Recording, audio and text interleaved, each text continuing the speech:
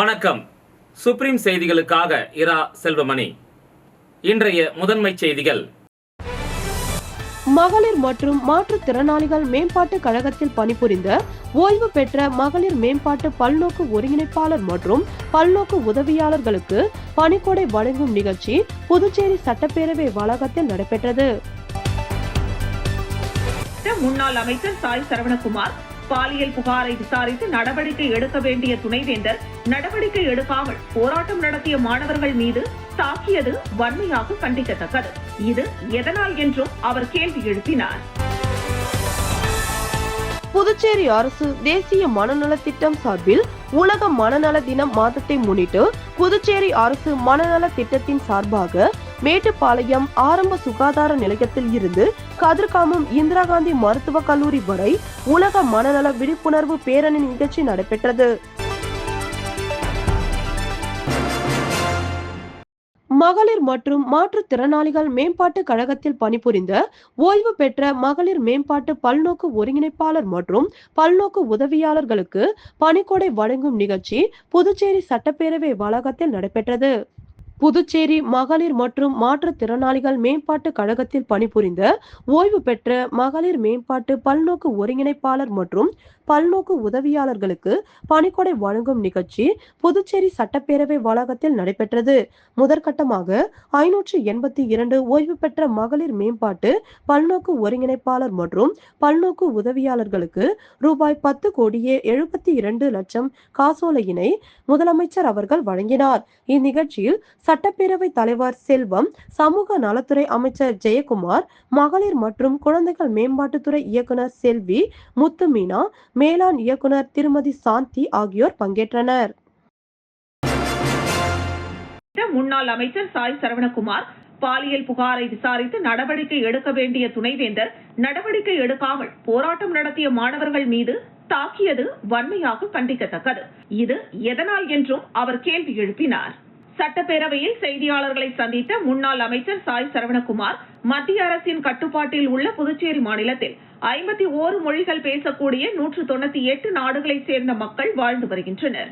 மத்திய பல்கலைக்கழக மாணவியிடம் அத்துமீறி நடந்து கொண்ட பேராசிரியர் மீது நடவடிக்கை எடுக்க கோரி மாணவர்கள் போராட்டம் நடத்தியுள்ளனர்.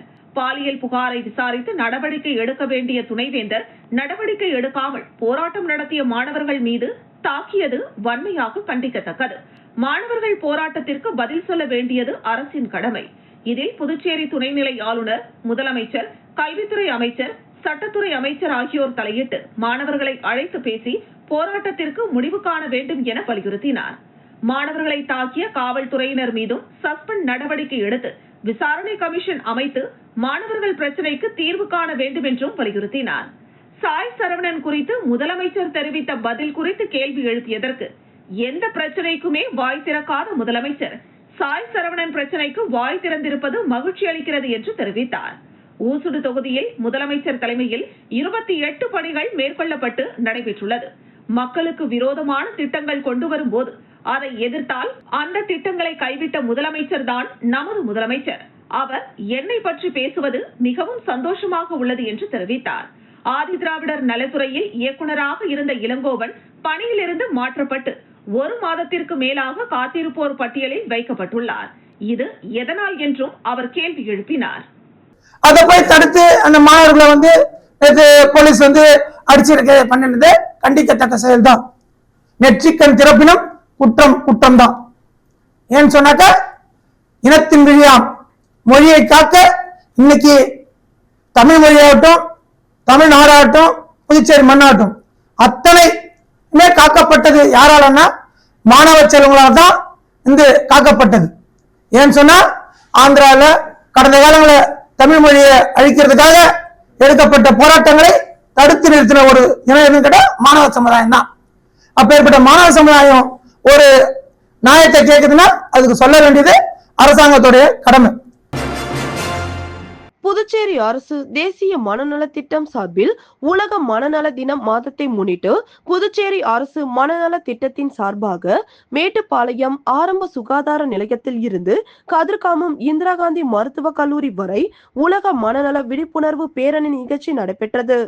புதுச்சேரி அரசு தேசிய மனநல திட்டம் சார்பில் உலக மனநல தின மாதத்தை முன்னிட்டு புதுச்சேரி அரசு மனநல திட்டத்தின் சார்பாக மேட்டுப்பாளையம் ஆரம்ப சுகாதார நிலையத்தில் இருந்து கதிர்காமம் இந்திரா காந்தி மருத்துவக் கல்லூரி வரை உலக மனநல விழிப்புணர்வு பேரணி நிகழ்ச்சி நடைபெற்றது.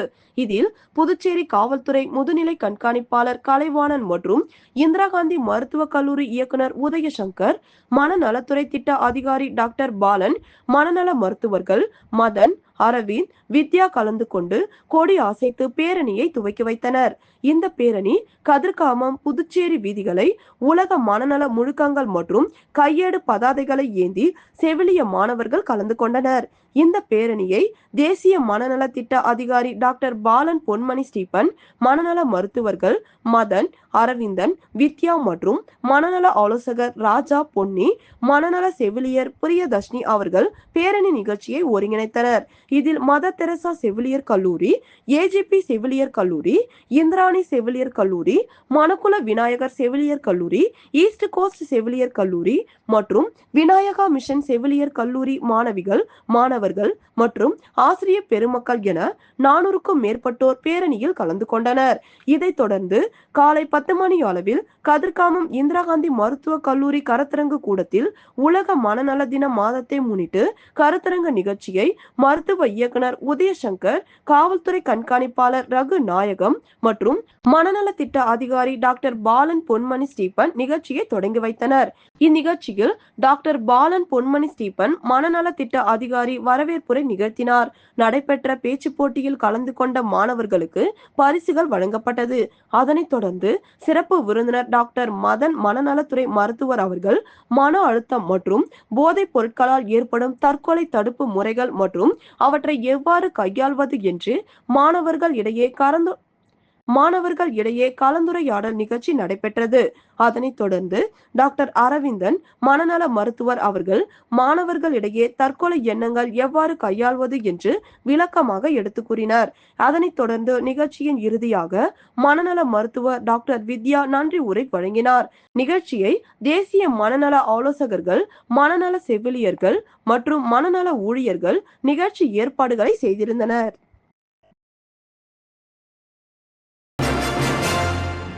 காரைக்காலில் டீ கடையில் அமர்ந்து டீ குடித்துக் கொண்டிருந்த இளைஞரை எந்த காரணமும் இல்லாமல் தாக்கிய காவல் கண்காணிப்பாளர் மற்றும் ஆய்வாளர் மீது நடவடிக்கை எடுக்க கோரி பாதிக்கப்பட்டவர் காவல்துறை தலைவர் மற்றும் மாவட்ட ஆட்சியரிடம் புகார் மனு அளித்துள்ளார். காரைக்கால் திருநள்ளாறு சேர்ந்தவர் முகமது அப்ரீத் திருநள்ளாறில் உள்ள டீ கடையில் அமர்ந்து டீ குடித்துக் கொண்டிருந்தார். அப்போது வடக்கு காவல் கண்காணிப்பாளர் முருகையின் தலைமையில் ரோந்து சென்று திருநள்ளார் காவல் நிலைய ஆய்வாளர் செந்தில்குமார் உட்பட சுமார் 30க்கும் மேற்பட்ட காவலர்கள் அணிவகுத்து வந்தனர்.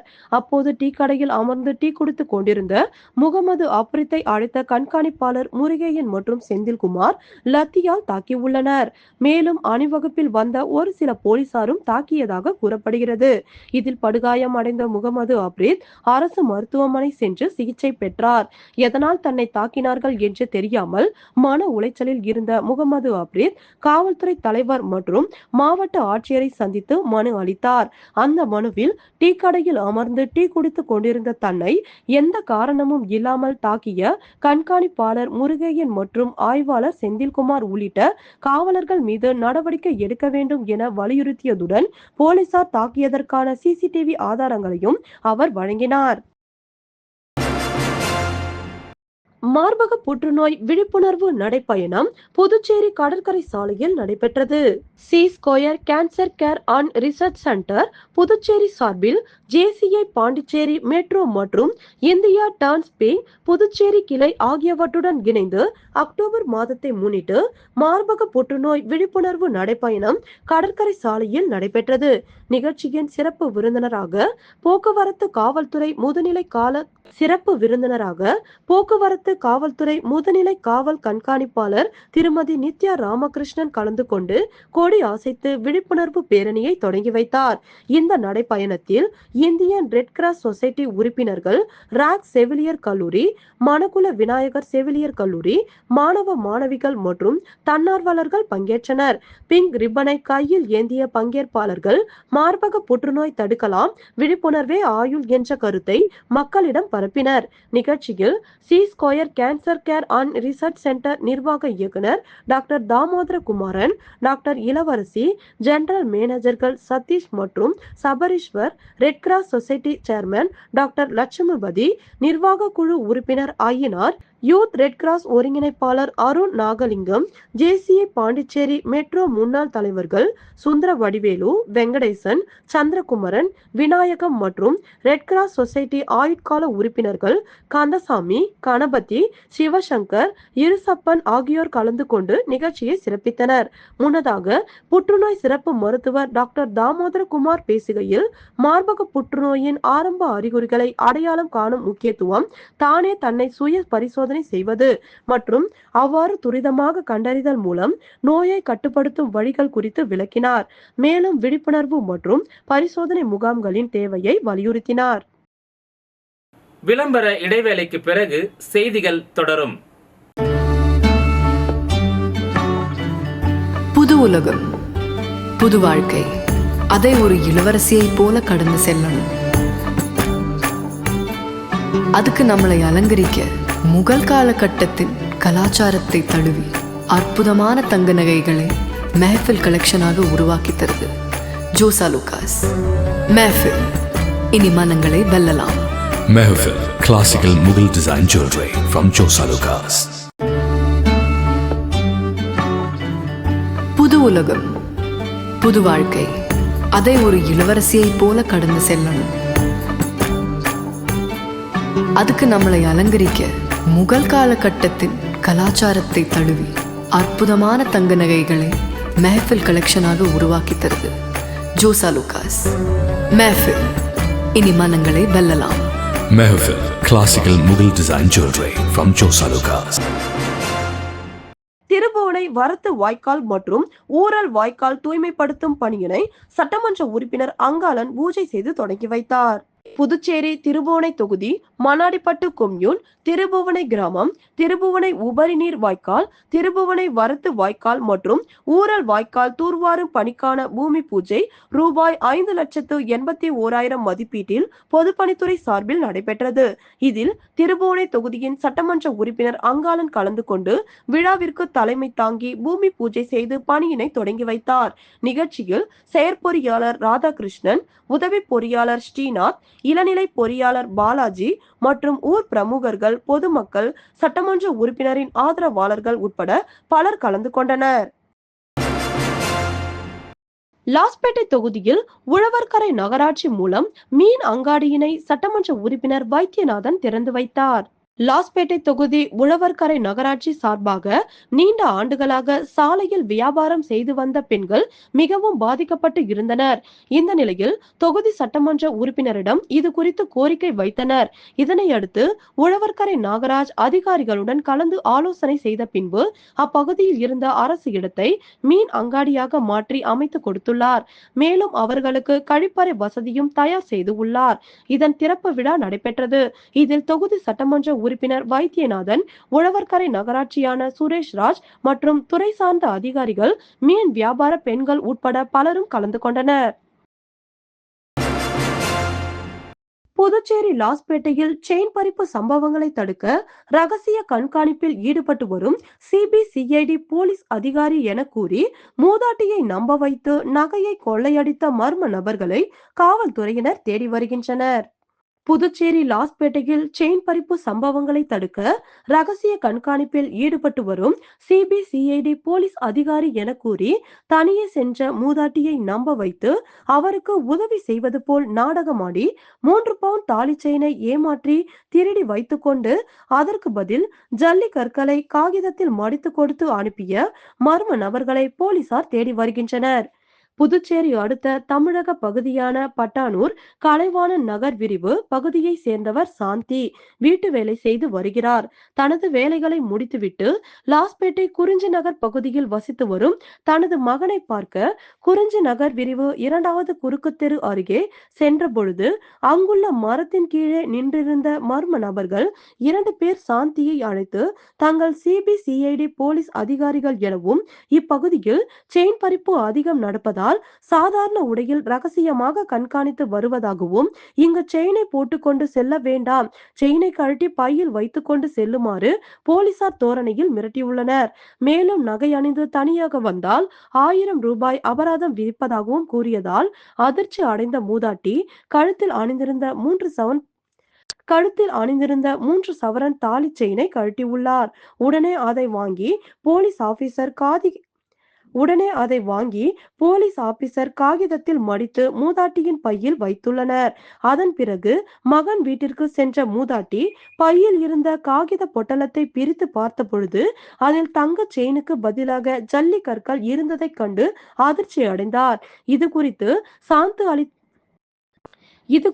சாந்தி அளித்த புகாரின் பேரில் லாஸ்பேட்டை போலீசார் வழக்கு பதிவு செய்து அப்பகுதியில் பொருத்தப்பட்டுள்ள சிசிடிவி காட்சிகளை ஆய்வு செய்து மர்ம நபர்களை தேடி வருகின்றனர். இது குறித்து பாதிக்கப்பட்ட மூதாட்டி சாந்தி கூறுகையில், வீட்டு வேலை செய்து சிறுக சிறுக சேர்த்த தாலி செயினை போலீஸ் என கூறி மிரட்டி பறித்து சென்றுள்ளனர். இதனால் கடந்த 2 நாட்களாக தூக்கமின்றி தவிப்பதாக தெரிவித்துள்ளார். வேலை முடிச்சுட்டு என் புள்ள வீட்டுக்கு குறிஞ்சி நகர் கிட்ட போலீஸ்காரங்கன்னு சொல்லி முண்டில இருக்கிறாங்க, சிஐடின்னு சொல்லி கழுத்துல ஒத்தையில ஏன் போறீங்க, செயின் அவுத்து பையில பாக்காரில் வச்சு மடிச்சு கொடுக்குறேன்னு சொல்லிட்டு அவுத்து மிரட்டி வாங்கி வச்சாங்க. பர்சுல வைக்கிறேன்ட்டு கல்லை வச்சு கொடுத்துட்டாங்க. அதை இங்க நிறைய திருட்டுள்ள போகுதுன்னு சொல்லி மிரட்டினாங்க. எதுக்கு செயின் போட்டுன்னு வரீங்க அப்படின்னு கேட்டு வாங்கி மடிச்சு கொடுத்தாங்க. எனக்கு செயின் போட்டு கொடுங்க, வாங்கி கொடுங்க எப்படியாவது.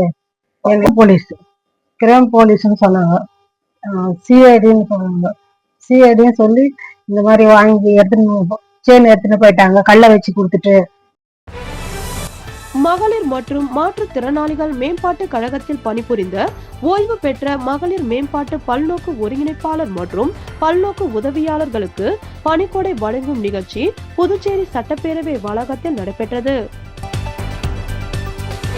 முன்னாள் அமைச்சர் சாய் சரவணகுமார் பாலியல் புகாரை விசாரித்து நடவடிக்கை எடுக்க வேண்டிய துணைவேந்தர் நடவடிக்கை எடுக்காமல் போராட்டம் நடத்திய மாணவர்கள் மீது தாக்கியது வன்மையாக கண்டிக்கத்தக்கது. இது எதனால் என்றும் அவர் கேள்வி எழுப்பினார். புதுச்சேரி அரசு தேசிய மனநல திட்டம் சார்பில் உலக மனநல தினம் மாதத்தை முன்னிட்டு புதுச்சேரி அரசு மனநல திட்டத்தின் சார்பாக மேட்டுப்பாளையம் ஆரம்ப சுகாதார நிலையத்தில் இருந்து கதிர்காமம் இந்திரா காந்தி மருத்துவக் கல்லூரி வரை உலக மனநல விழிப்புணர்வு பேரணி நிகழ்ச்சி நடைபெற்றது. இந்த செய்தி அறிக்கை இத்துடன் நிறைவு பெறுகிறது. வணக்கம்.